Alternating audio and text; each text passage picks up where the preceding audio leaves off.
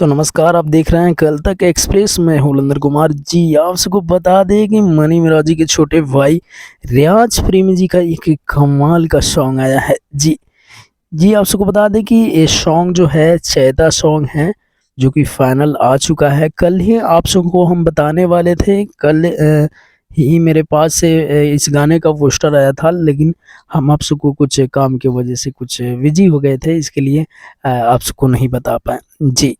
गेहूं के कटनिया जी, आप सबको बता दें कि चैता सॉन्ग है मनी मिराज जी के छोटे भाई रियाज प्रेमी जी का, जो कि कमाल के सॉन्ग है। ऑलरेडी ये गाना आ चुका है जी।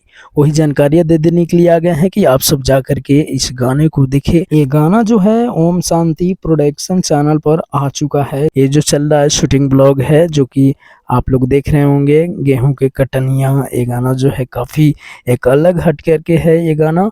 और इस गाने को अगर थोड़ा दिन पहले अगर रिलीजिंग किए रहते तो मजा ही आ जाने वाला था। बहुत ही जबरदस्त गाना है। आप लोग जाइए देखिए, चैता सॉन्ग है, पारिवारिक सॉन्ग है, तो जा करके देखिए, मजा लीजिए। और कैसा लग रहा है कमेंट करके जरूर बताइएगा। मिलते हैं किसी धमाल अपडेट के साथ। नमस्ते।